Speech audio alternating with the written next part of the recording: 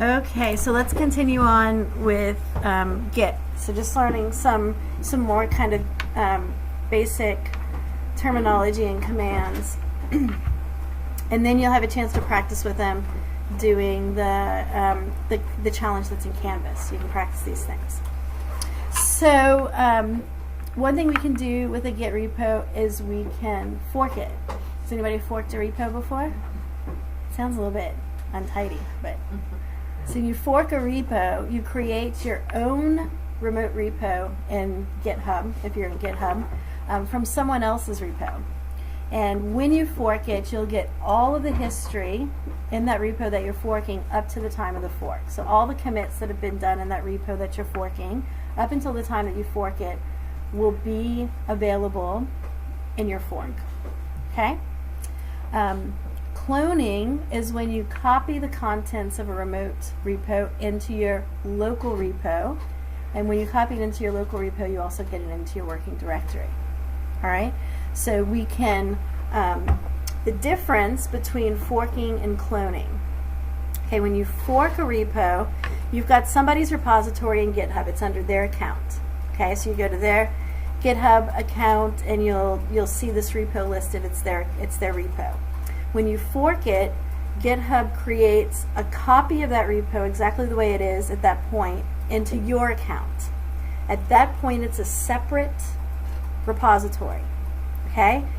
At the moment you fork it, it looks just like the one you forked. It's got the same commit history. But at that point, it's a separate repository in GitHub. So now there are two repositories sitting in the cloud in GitHub at the point that you fork a repo. A clone is when you take an existing repo, it could be yours, it could be a forked one, it could be somebody else's, and you say, I want to take the current contents of this repository right now and copy it down to my local machine. Okay? When you clone a repository, by default, it will set up a remote link to that repository and call that link origin. We'll talk more about this in a bit. Okay? So when you clone a repository, in the process of cloning, which you do with git clone, it creates a link to that remote repository from your local repository. Having a link between a local and a remote repository allows you to do things like pull down from that remote repository or push changes up to that remote repository. So when you clone a repository, you get the contents plus a link to that repository. Okay? And this will all become more clear as we go along and look at some examples and practice with it. Master is the name of the default branch on a repository.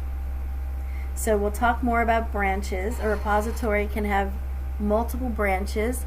By default, when you create a repository, a new repository, it will have a single branch, and that branch is called master. Origin is the default name given to the connection to a remote repository. So when a connection to a remote repository gets created by running a git command, like git clone, okay, the name of that connection by default is origin.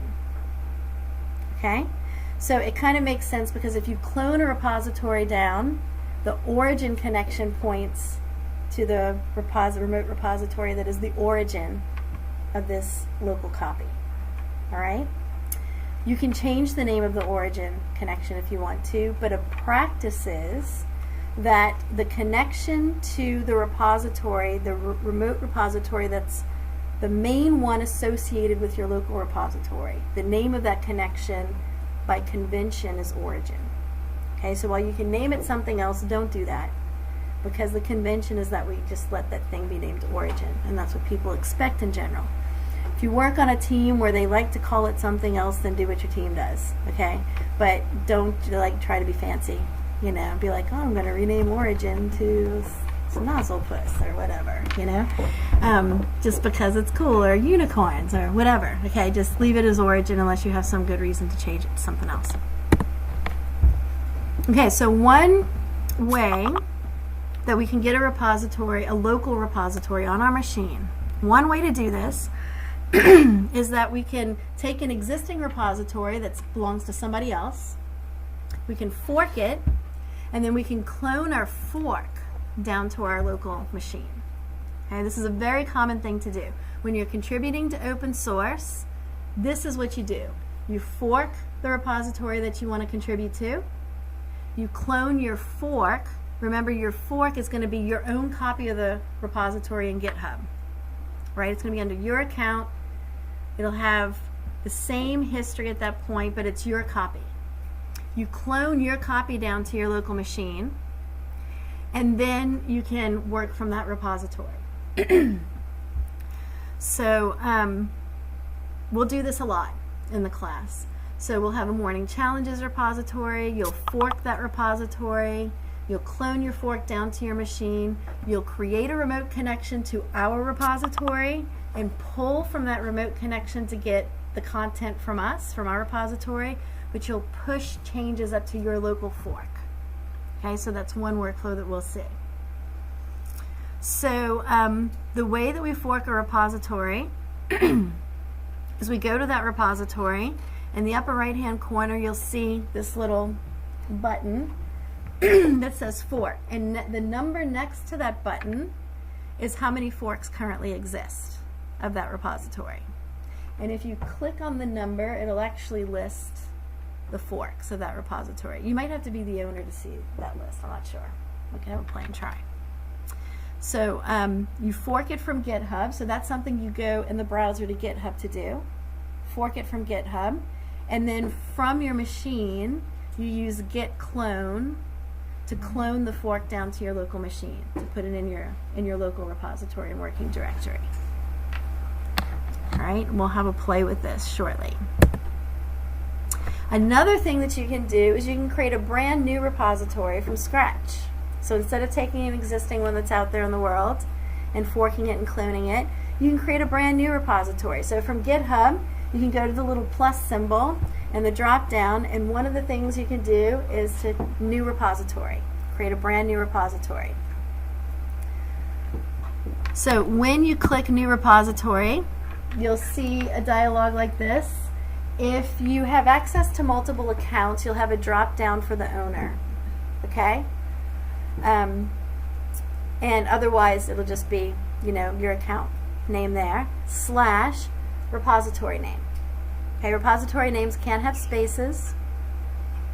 In general, they should be short.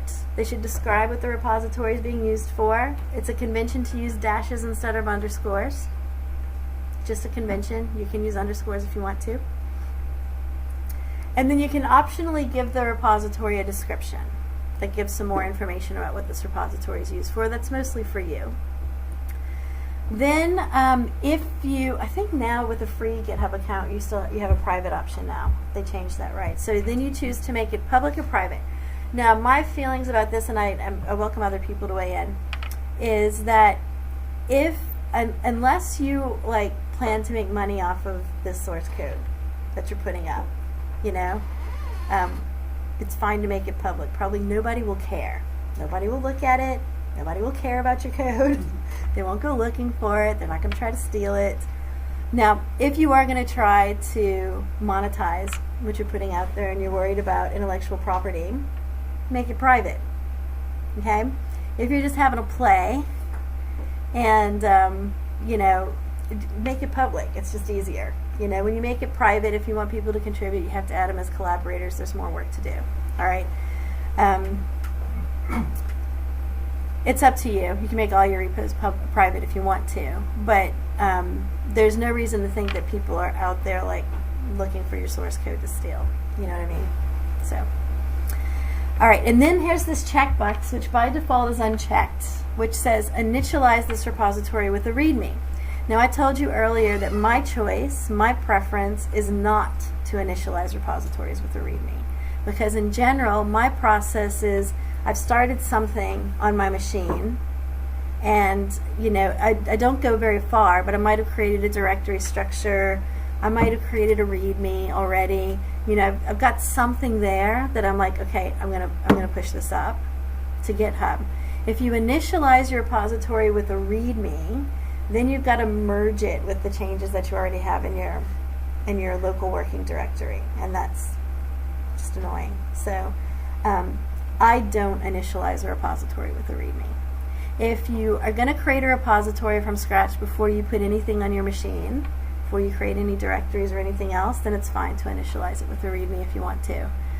In that case, what you'll do is you'll clone down this repository after it's created. The workflow is slightly different. Okay? So we'll talk more about that later. All right, so earlier we created a subdirectory in our repos directory. Remember that? And we called it first. And we created a README, and we just put a little bit of text in there. Yeah? So can I have a volunteer? Volunteer? All right, Dana. So if you'll join the Hangout. Let me find my Hangout page.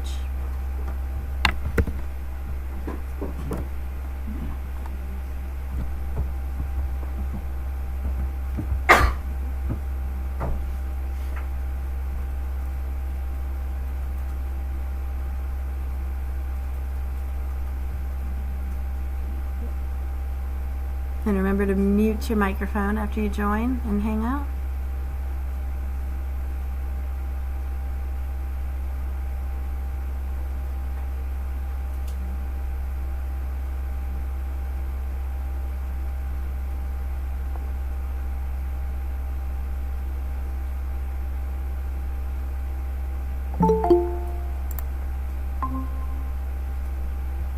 Okay, if you just click on Present Now. Perfect.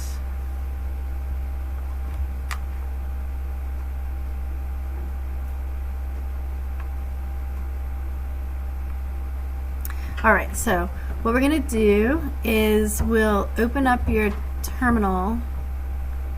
So if you're on Windows, that'll be your Ubuntu window, and if you're on Mac, it'll just be a terminal. And we're going to do a CD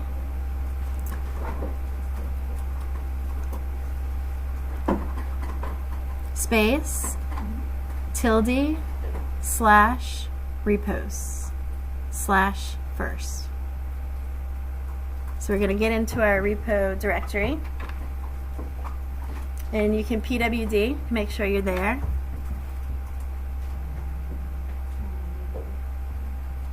So now we have, so this is my typical workflow when I'm creating new content, is I'll have created something basic. I won't create too much before I push it up, but maybe I've created a directory structure, or maybe created a file or two or something, and at this point I'm ready to push it up to GitHub. So the first thing I do is I make sure I'm in the directory where my source code is. That's number one. You'll avoid lots of trouble if you just take the time, pause, make sure you're in the right directory before you run any Git commands. There's so many times when people are running Git commands from the wrong directory, and that leads to all sorts of trouble and confusion. Okay, so you make sure you're in the directory, what we call your working directory, which is the root directory of your source code that is going to belong to this repo. And we run git space init. Enter.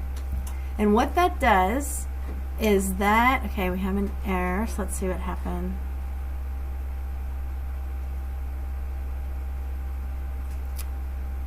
Okay. So even though Git is there, does this look familiar to you, Matt? On Mac? Yeah, See I that? think you just need to basically do the Xcode like install command. Okay. There you go. So if you're on Mac and you see this right now, then see that sudo xcode select switch path to Xcode app? Yeah. Actually, if you haven't used Xcode before, I think it's the next one you want. Xcode Yeah, select. Oh, right. Okay. So this will install some tools. You'll only need to do it once. Yeah. And it's only on Mac. Does anybody else see this on a Mac? You see something else? You may also have So the Git init worked with no problem? Just this once I think it concentrates. We got the same thing. Yep. Excellent.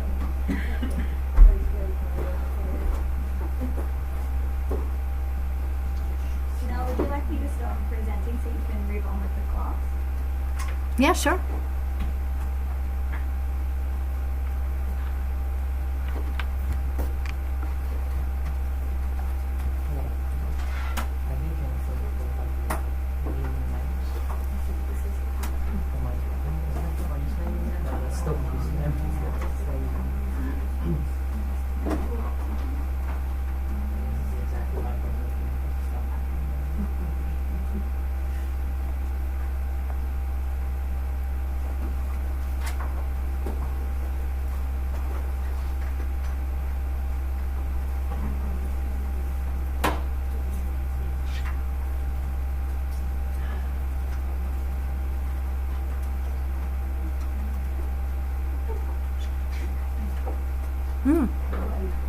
Still no dice. Yeah. Still no dice. Okay, I'll let Matt come over and have a look with you. Who was that who was that volunteered to share? Who was that? Was that who else just volunteered to share? Because I heard it, but I didn't see who was talking. Was that you, Vicky? No? Oh, Chrissy. Was that you, Chrissy? Matt, do you have a Mac? I have a Mac. You don't have it. Yeah, go ahead, Matt. Go ahead, Matt.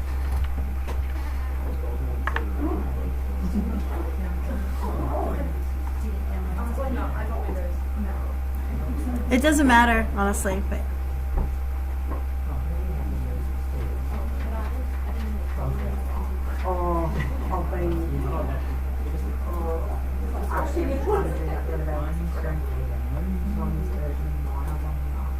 So this is good. So this is going. It's going.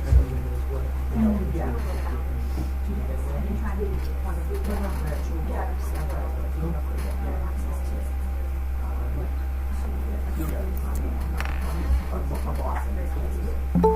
Thank you.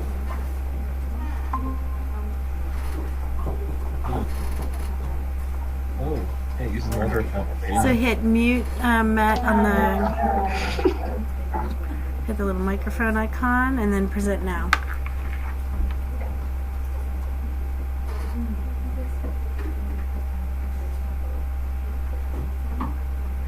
Fantastic. So when you run git init, what happens is that Git creates your local repository. Okay? And so what it does, so if you can zoom a bit, maybe Matt, and then clear your screen.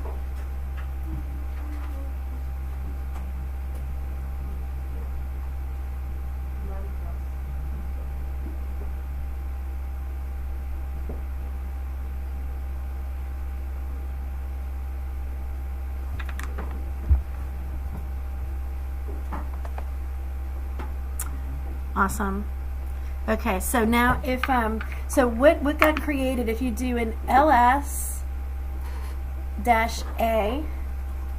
to show hidden files, you'll see that we've got this .git directory. So if you do an ls.git,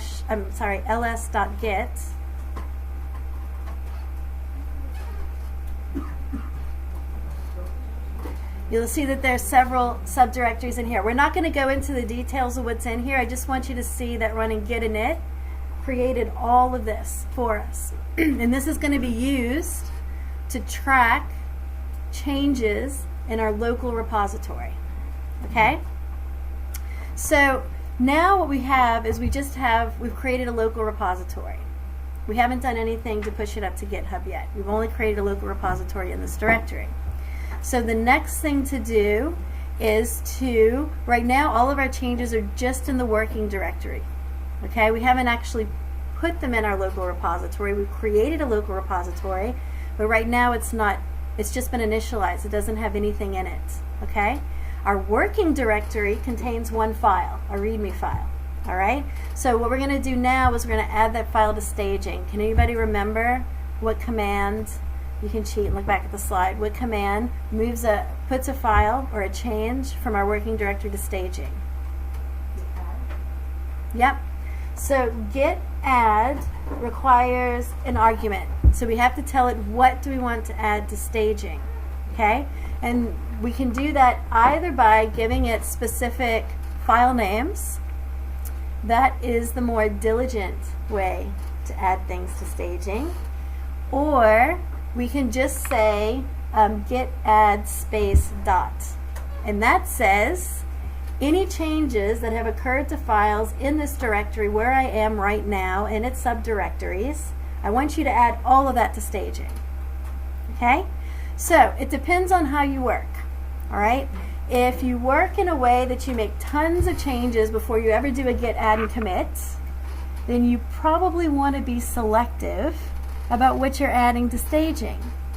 If you work in a way, which for me is the preferable way to work, that you make one change at a time, okay, and then add and commit those changes, then it's really okay to do git add space dot, because you know I've only made this change. I don't have to be selective about what I'm putting in staging and what I'm committing, because I'm making one small change at a time. All right, so that's what we're going to do right now. We're going to say git add space dot, hit enter.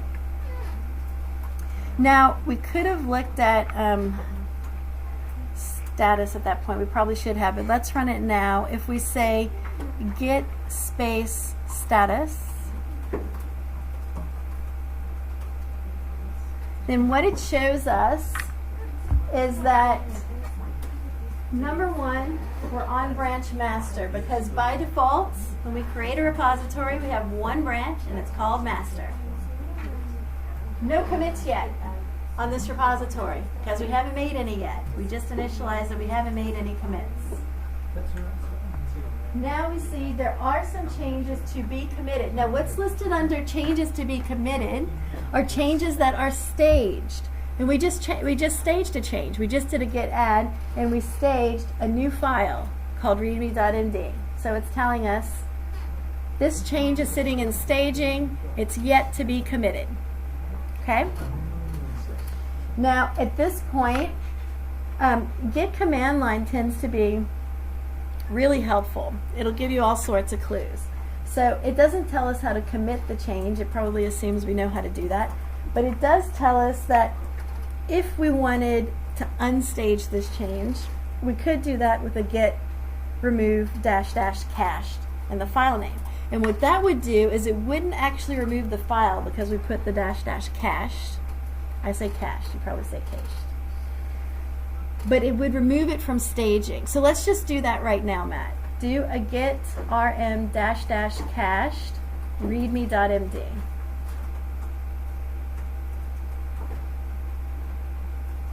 You just have a little typo there.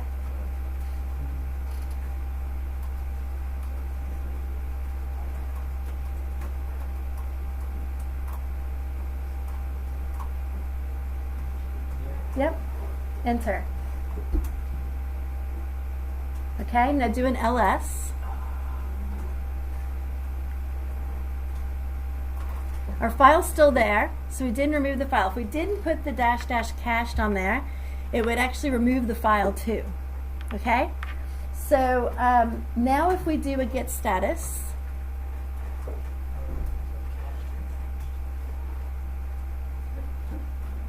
then it looks slightly different. So it still says on branch master, it still says no commits yet because that's all still true. Now instead of saying changes to be committed, we see untracked files. So these are changes that we've made that we haven't staged yet. And it'll show up in red versus green if you're using terminal. So, and then it tells us if you want to add a file to staging, then use git add and the file name, or in our case we can say space dot. So let's go ahead and do our git add again. Yep. And that puts it back in staging. If we do a git status again, we can see that that file is now in staging. And if we want to commit it, what do? Git commit. And then we call git commit. We use the -m flag to give a meaningful commit message. All right? So git commit space -m for message, space quote. And in this case, really what we're doing is initial commit with readme. Something like that. Now the reason you want to use meaningful messages here is because when you've done heaps of commits and you're trying to remember which is the one where I did that thing that I think probably broke this, if all of your commit messages are made update, made update, made update, then good luck trying to figure out which one it was. Okay, so now enter.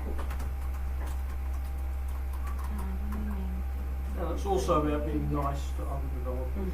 Yeah, Come up. that's right. So when you go to do you mean this commit? If you just go here, What did it say? it said, do you mean this commit? Oh, because maybe you didn't type commit. Did you type git commit -m? Yeah. Yeah, it's usually telling you that there's a... Mine's asking you to tell me the email. Okay. It's asking for my email. Yes. All right, so somebody who has that message, share. Okay, nice. Can somebody who has that message about, tell me who you are, share? Yeah? Yeah, I'm just in the process of updating passwords because it gets the wrong password. What's that? To commit it and add. Yeah? The message about, say again, so Yeah, tell me who you are. tell me who you are. Yeah, do you have that on your screen right now? It did when I tried to push it. Oh, when you tried to push. Yeah, so I imagine I'm going to get it again. When I That try might, to push it. yes. Okay, so did you get that on commit? Did Torian get that on commit and you got that on commit?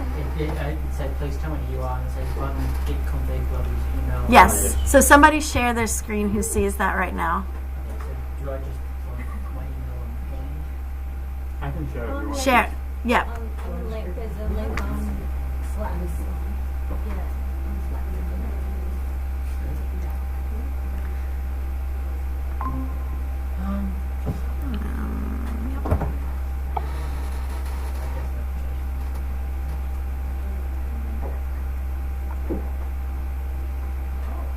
Why is it telling us about Google? So what it's asking you for, I'll talk about it in a minute when it comes up, when Leo shares his screen. Will it let you share? It says that trains will presenting from Mac. Yeah. Matt, will you stop presenting for a minute? Matt, will you just stop presenting for a minute so Leo can show this message that some people might see? That's all right. That's all right.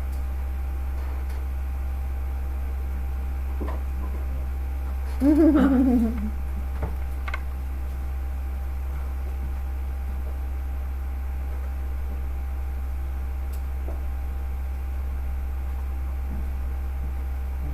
we go. Okay, so some of you might see this, and what it's telling you is that we need to add some configuration for Git so it knows who you are. And what you want to put here for user.email is going to be the email address you used in GitHub.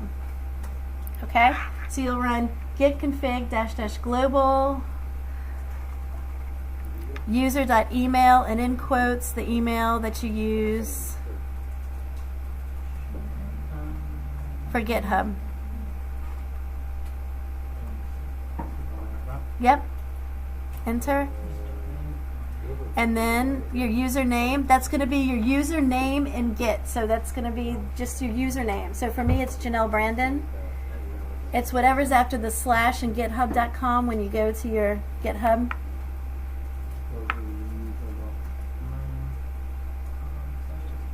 So it won't have spaces in it or anything. Yep. Totally not Leo. I like that. Okay, now try to run the commit again, Leo. -m, yep. Yeah, just do that. Yep. And it should let you do the commit after that. Thanks, Leo. Stop sharing? Yep. One file change to selection. Yes, Rachel. Okay, sure. Did everybody get past that? Who got stuck there? I got something different. Okay. Do you, yeah. Do you want to share your screen? It was committed, Yeah. but it said your name and email address were configured automatically. Based on your username and hostname, please check that they are accurate. You can suppress this message by setting them explicitly. Okay. So just set them explicitly, just like Leo did, and you won't get that message anymore. So if you do a git, So I can do git config global dash global user.email, and then in quotes the email address, and then user.name, and in quotes the user. Yes. I changed that CSS file and re-uploaded it. You don't upload it on your Saving just means. Where's that? On GitHub. When I get in. Say again what you're saying. Can you show me? Yes, it's. I'll change that HTML. Okay, so you did cache out, you give it a commit message. Yeah.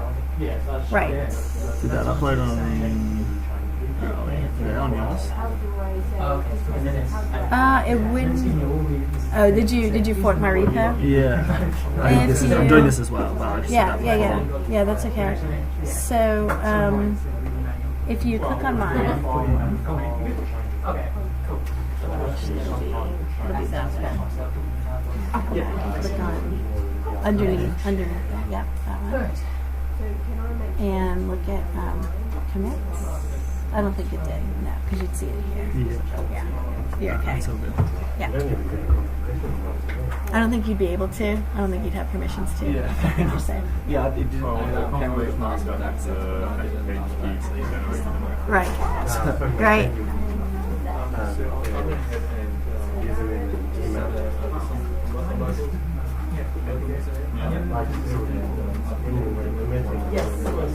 Something I'm clicking on from this. Yeah, I just it's like. Why is it going on my?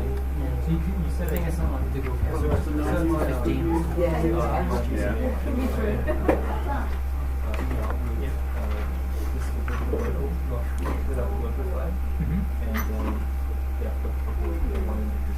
So if we look at this picture and you've done a commit, where are changes right now?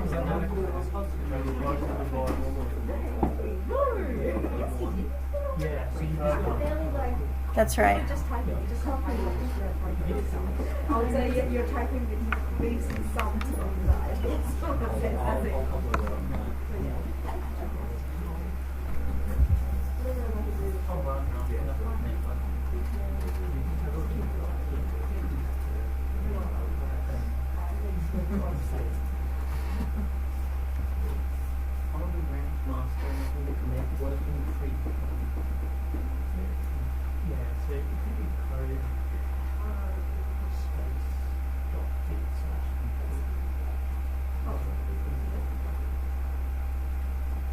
These are the local settings.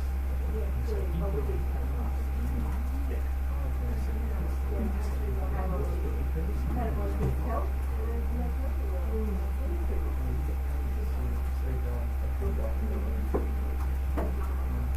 Is anybody stuck who's not getting help right now? Everybody else okay?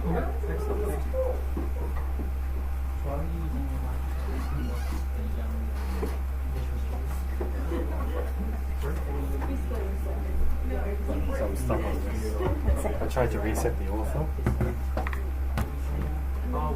It told me if I wanted to do all of that.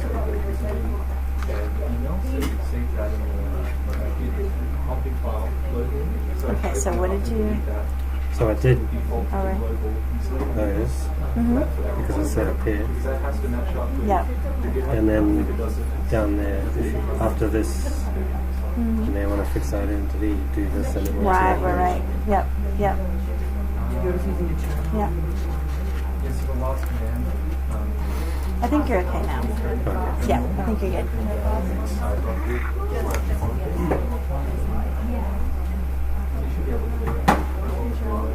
Okay, how's Raj back there? Ryan, Raj, how are you guys? What's going on? Oh, it opens this. Oh, so that's what you did. Okay, so you changed the settings. And so you want by default that should be the file. You want to see that years ago. You put that local flag in, would declare it be. So before we can go any further to push things to a remote repository, we have to make one.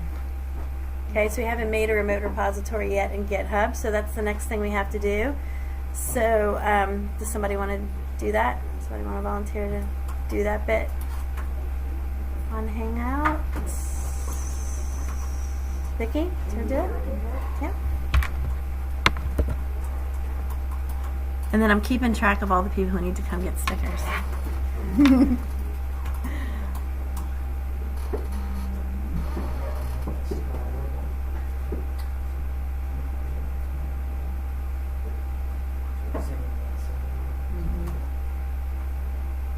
That's my bag. The way, I was like, oh no, they're doing horrible today. I'm like, no. We have one now.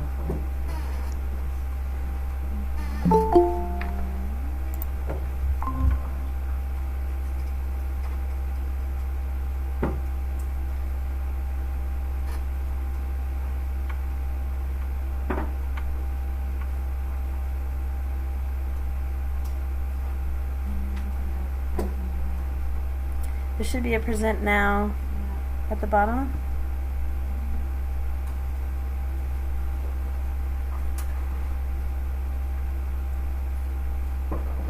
There you go. Alright, so now we're going to go to GitHub. Inception. Just open another browser window. It's the future. There you go. And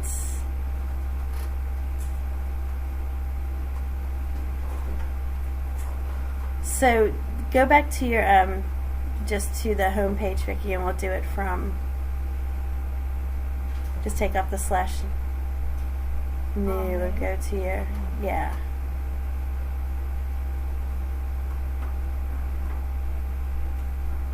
There you go. So you go to your GitHub. You click on the plus. New repository. You can just call it first repo or something like that.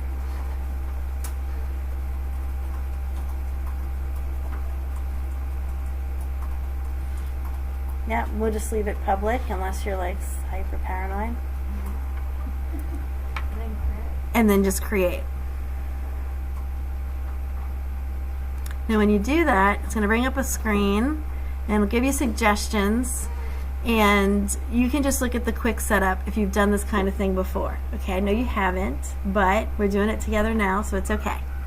So basically though, if you look at what it says, you're creating a new repository in the command line. We've already done those steps, except for, so we've done the readme, we've done the init, we've done the add, we've done the commit. We just have to do the remote add origin. Okay, so that's what we're going to do, and the easiest way to do that is to, at the top where it says quick setup, first of all click on SSH.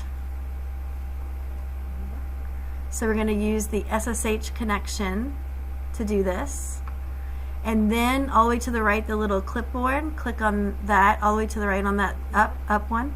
Oh, this one? Yep. So that's just going to copy the string that's in that text field. Okay? Everywhere you see that, that's all it does. Now you're going to go to your terminal session.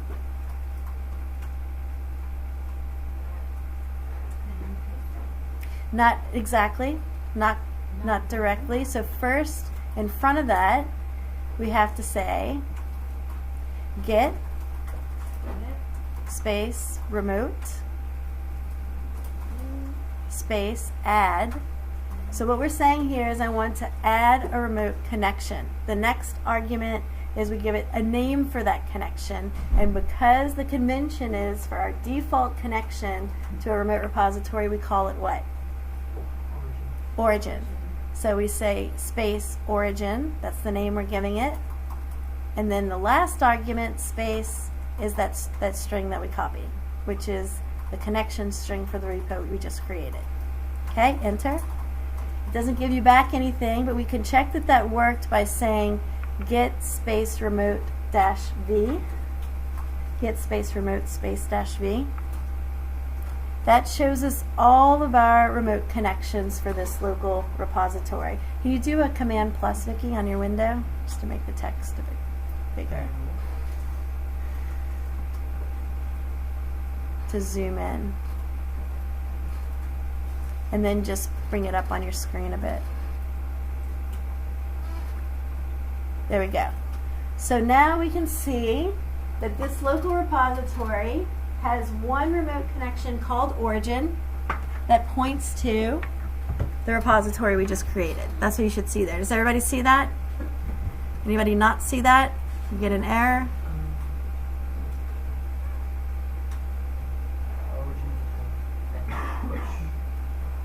So when you're working, after you've been working for a while and you've got lots of repositories on your machine, it's a good idea to check your assumptions. When you go into a directory, make sure you're in the right place. Git remote-v will show you that you're in the right place. It'll show you you're connected to what you think you're connected to, that the connections are named what you think they're named. Okay, so now we've got a connection to that repository, but we still haven't put anything in it. And we're going to do that with a push. Okay, so we're going to say git space push. And then you could just leave it at git push because by default it assumes you're pushing origin master, but I strongly encourage you to be in the practice of being super explicit when you push, just to save yourself tears one day, because it will. So say next origin, so the thing you say is the connection you're pushing it to. I'm sorry, not next. Origin. And then the branch that you're pushing it to, we only have one, so we're going to push to, not a slash, but a space, master. Now what that's going to push is anything that's committed, okay, in the commit that's currently active in this local repository. Or any commits, and I shall say that differently, any commits that haven't been pushed or that are not available in the repository you're pushing to will be pushed. Okay? So enter. Now, the first time that you're connecting, it's going to say, I can't verify the authenticity of this host. You have never been to this place before? Are you sure you want to go here with your SSH keys? Because if you go here, you know, you want to be sure you're sending information to a remote host I don't know about. So we just say yes, Y-E-S. You can't just type Y. It wants you to say Y-E-S. And then it says, warning, we permanently added a host to the list of known hosts. So just to make sure that's what you wanted to do. Now, if you look in your, if you do an ls space tilde slash dot ssh, put a slash in between the tilde, and then dot ssh, you'll see now we have a known host file. Okay, and that known host file will contain the information for that GitHub host that we just connected to. So from now on, when we connect to that same host, it won't prompt you that way. It'll be like, oh, yeah, I know this guy. He's in my known host file, so you've already told me he's okay. They got total 4. It says I got total 4. That's okay. Okay, they got 565. Just means you have different stuff in your file. That's all right. I'm not missing anything. No, it's all good. It's all good. So now if we look at git, if we say git space log, so Vicki, if you type git space log,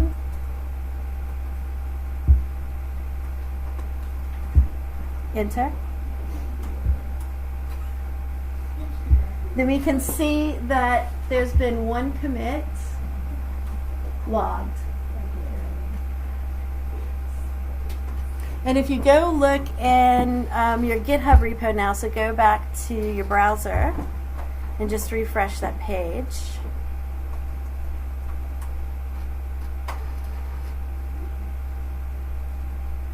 You'll see, oh, you had a .ds store in there too. I don't know where that came from.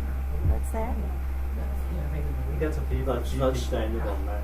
Is it? Yeah, you have to put it in the Git Intro. Right. Okay. Does Is that just get Matt created? creates that as a tracking I haven't file saved. I Right. every folder. I haven't saved. Right. Yeah.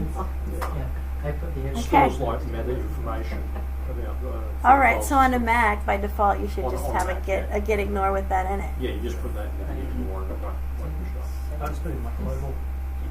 That's a good idea. So, that's not it. global git ignore. Where does that live, Matt? Is it in your home directory or is it in like a var or something or other? No, it'd be in your home directory. Yeah? I think it's just dot git ignore. Let me check. Yeah. Okay, so it's based on where it is. So if it's See, Git you Ignore, can have a you local. can- Yeah, you can have a local. Yeah. Okay, cool. We might do that for the Mac users, just because that would annoy me if there was a DS store in all my Yeah, exactly. repositories. Yeah, if you end up with DS store everywhere. Everywhere, yeah.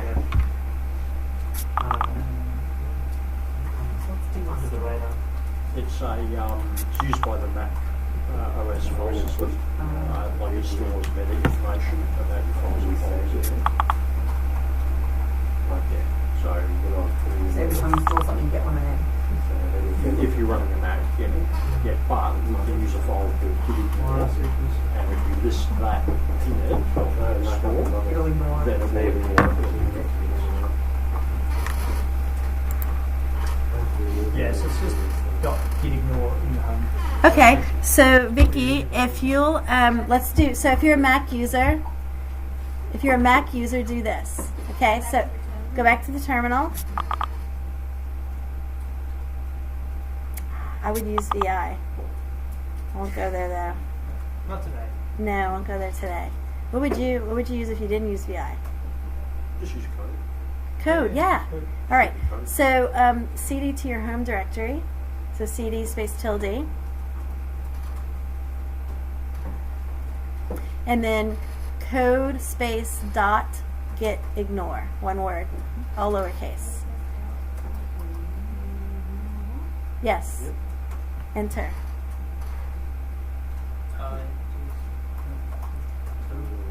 Now in here, just put dot capital DS underscore. Capital S Yeah. underscore capital STORE. And what this will do is it'll prevent that .ds store file from being pushed up to every.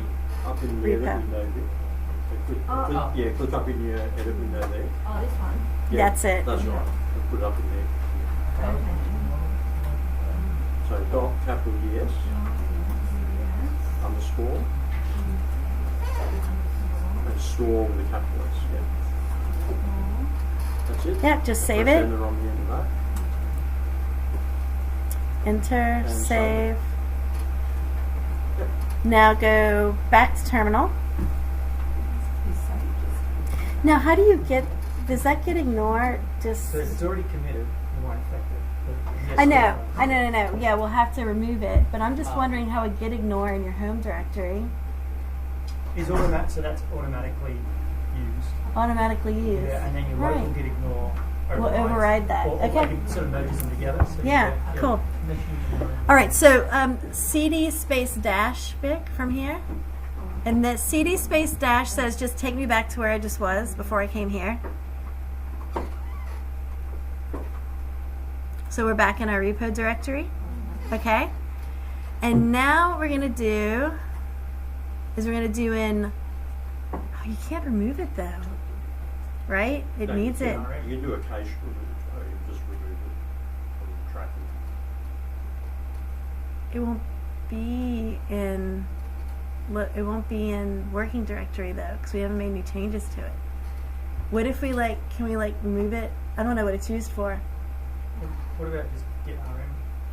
If you git rm it, It's only find it or recreate it. it will. Yeah. Okay, so it's not a big deal. Okay. Okay, cool. All right. So try git space rm space dot capital D capital S underscore the same file name, underscore capital STORE. Yeah, enter. Okay. Now, if you, I think that just gets rid of it without having to do anything else. To Do get, it- I do think it we in do status. get status. Do it in status. Oh, Oh no, yeah. So it does. It stages it, but you have to commit it.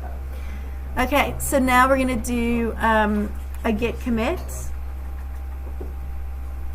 -m space quote remove ds store.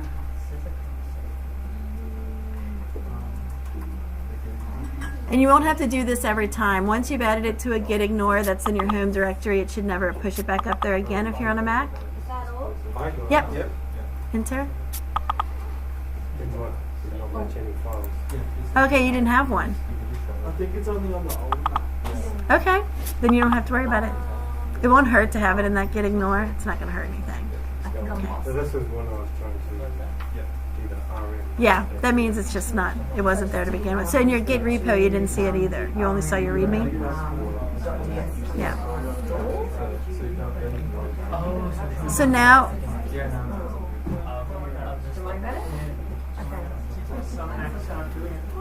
Mine don't. So if I like edit It doesn't work for guys who guys create a local ignore file in the project folder. And you just store it there. And then it will just be for that project. does anybody else see this message? This is the one you saw before, huh? Does anybody else see this message that Vicky has when she did the commit? A message like this? Oh, I didn't get that. You didn't get that? It was different?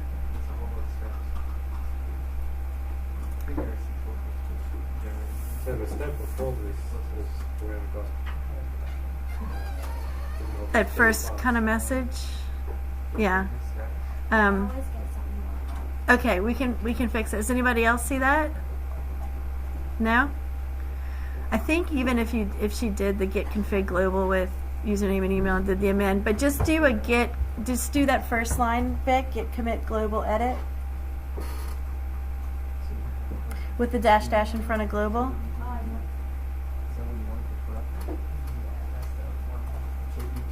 Dash dash edit. Sorry. That's all right.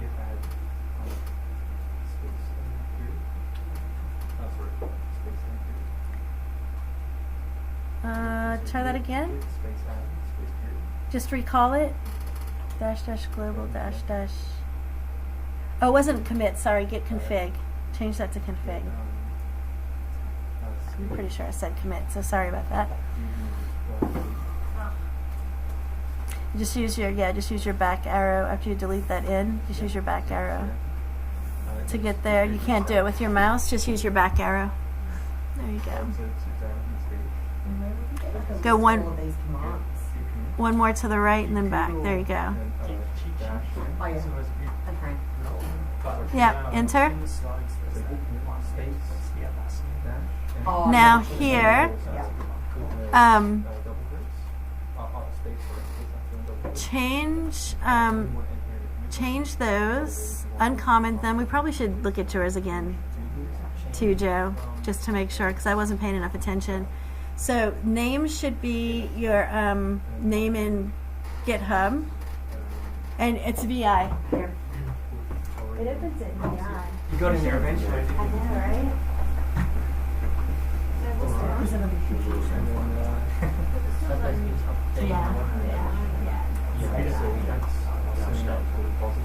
It's terrible because once you get status again, So what's your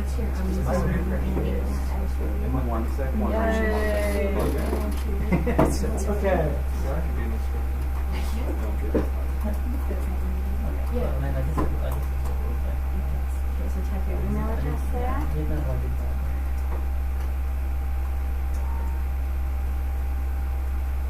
Okay, now escape. Colon.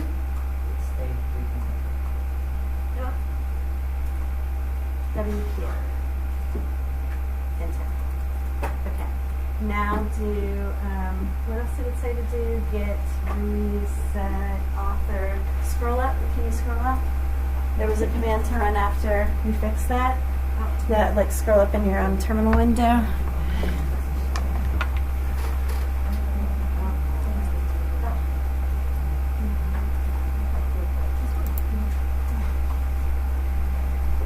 Up a bit more. A bit more. Right there, that git commit amend. You can just copy that and paste it on the git commit amend. Yeah, reset author. So you're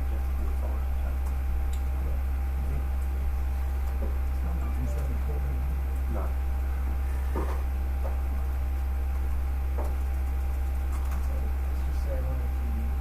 Yep, enter.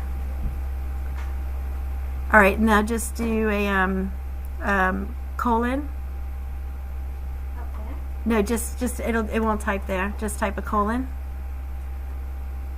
WQ. Yep.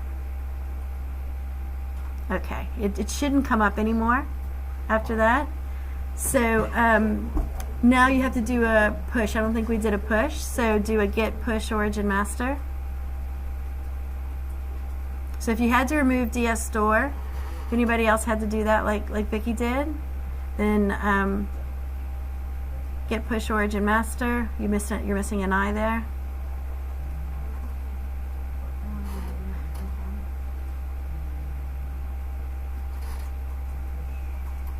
Yep, enter.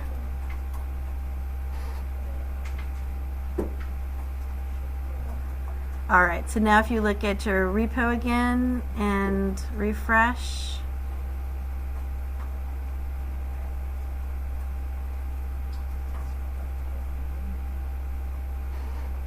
it got rid of that. Okay, so now it shouldn't happen again, Vic. So if you create another repo and you do another push and you see that DS store come up, let us know and we'll have a look at why it's still happening. Okay. All right, did everybody get here? No? What happened? What happened, Joe? I think it just said fatal. Wait, okay. Will you share? Did you have a DS file? Oh, so I'll stop sharing. I'll get out of. Eh? Did you have a DS file in Github? No. Do you have anything in your repo right now? Right now, I've just got that readme. That's fine. That's what it's supposed to be. So if you look in your GitHub repo, you just see the README. Yeah, yeah. That's where you should be. Oh. Yep. So we All didn't good. have to do all of that. Rachel and I did that too. Yeah. All good. Yeah, that's why we got failed. Yes, because we didn't have a DS file. Just we needed to do that. Very good. Only if you have the DS. Okay, so we've gone through these steps already. We did all this together. We did this, but this is in the slides for you. Okay, so you can look back at it if you want to. Let me just. We've gone through most of this too. You know, I really want to play this clip. I just can't help myself. You want me to stop sharing? Yeah, you can stop sharing. Does anybody watch Archer? Yeah. Because I love Archer. I've actually seen them all like multiple times. So. It's a favorite in my household. I think it's this one.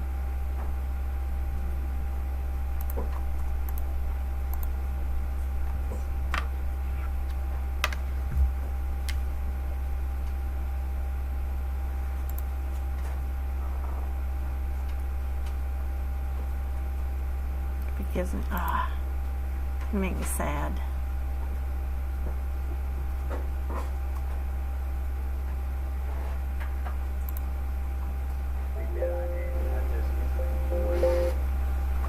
Connected to somebody.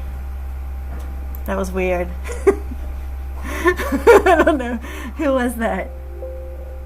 Oh, maybe that's me. Hold on. I think that's yours. Maybe it's me.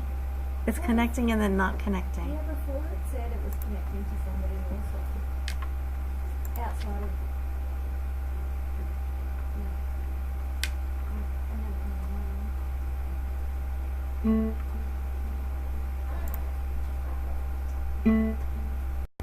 Okay.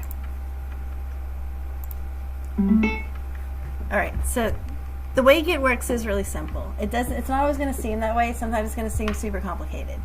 But the way it works is pretty simple.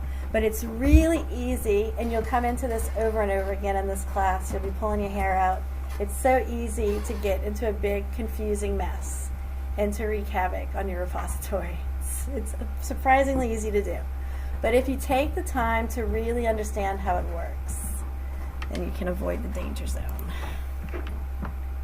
Lana.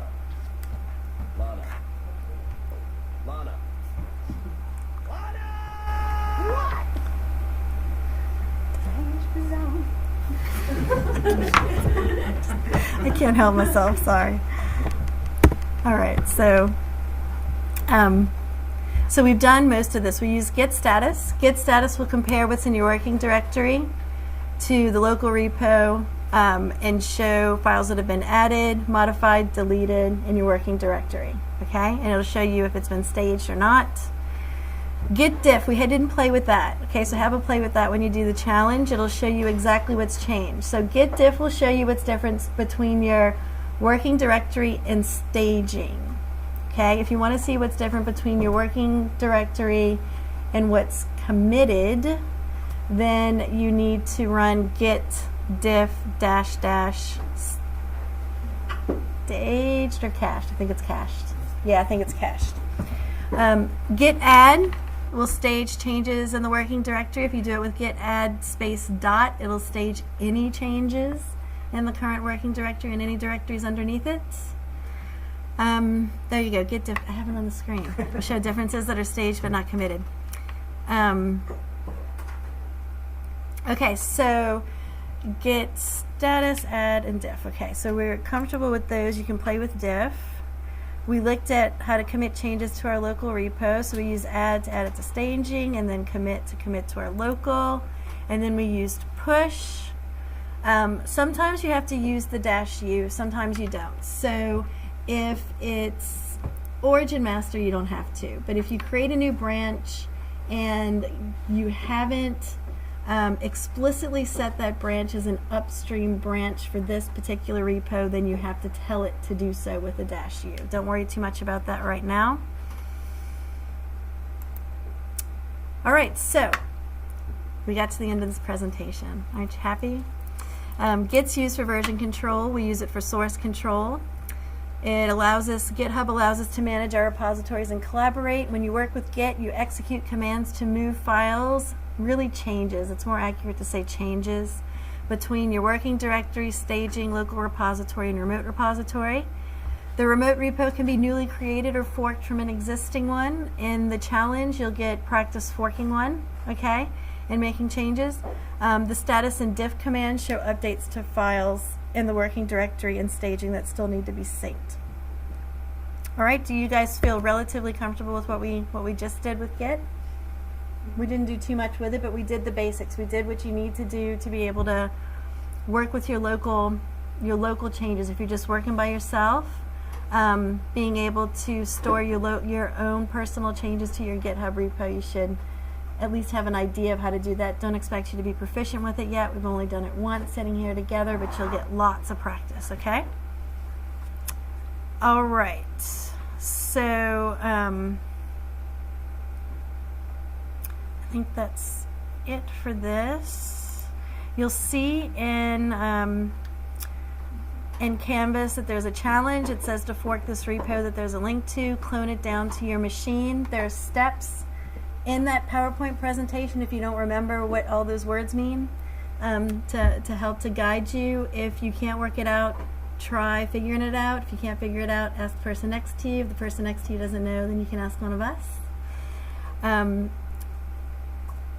Now I say clone it down to your machine, and the next step is actually to do the same thing. I need to change that in the Canvas instructions. So step 2 is included in step 1. Step 2 just says it a little bit more explicitly. Step 3, you make a change to a file that's there.